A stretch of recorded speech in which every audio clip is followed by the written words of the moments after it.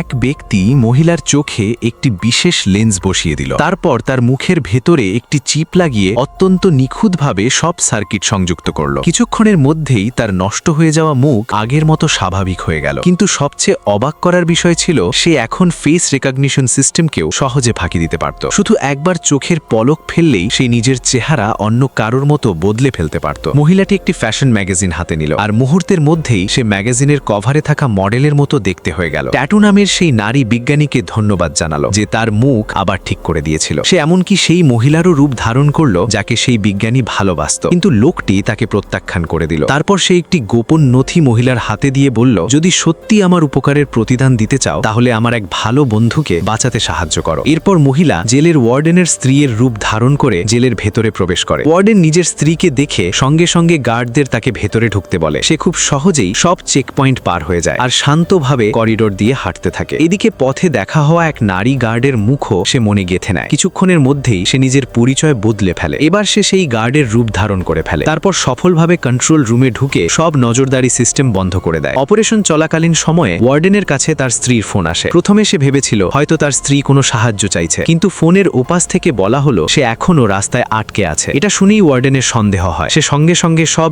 Exit seal করার নির্দেশ দেয় আর এক কর্মচারীকে অ্যাক্সেস কার্ড দিয়ে কমিউনিকেশন রুমে যেতে বলে। কিন্তু সে জানতো না সেই কর্মচারী আসলে ছদ্মবেশে থাকা একই নারী, আর তার পরিকল্পনা নিঃশব্দে সফলতার দিকে এগিয়ে চলেছিল। এদিকে ওয়ার্ডেন একে একে সব নারী গার্ডের পরিচয় যাচাই করতে শুরু করলো।